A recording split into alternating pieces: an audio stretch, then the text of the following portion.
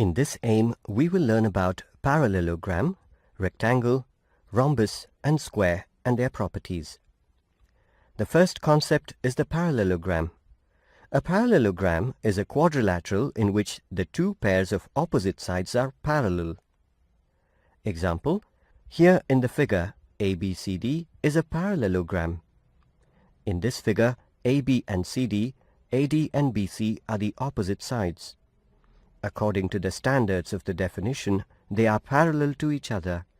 Since in this quadrilateral, pairs of opposite sides are parallel to each other, we can conclude it to be a parallelogram.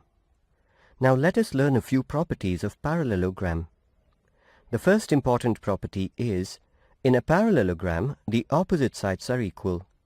AB and CD, AD and BC is a pair of equal sides. Therefore, the pair of opposite sides are equal. The second property is, the opposite angles are also equal. In the parallelogram, angle A is opposite to angle C, angle B is opposite to angle D, and they are equal to each other. The third property is, each diagonal of a parallelogram divides the parallelogram into two congruent triangles. In the parallelogram, we have diagonal BD, which forms triangle ABD, and diagonal AC forms triangle BCD. On drawing the diagonal, it divides the parallelogram into two triangles. Hence, the diagonals of a parallelogram divides it into two triangles, and the two triangles are congruent.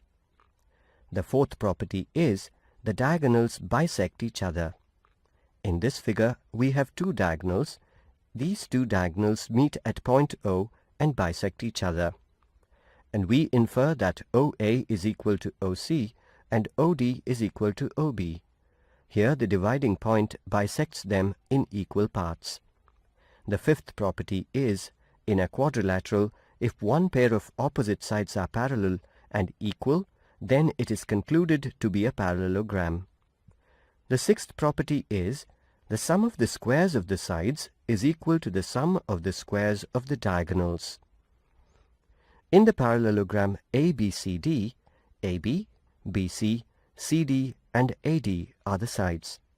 AC and BD are the diagonals. The seventh property is, in a quadrilateral, on joining the successive midpoints of the sides, then it forms a parallelogram.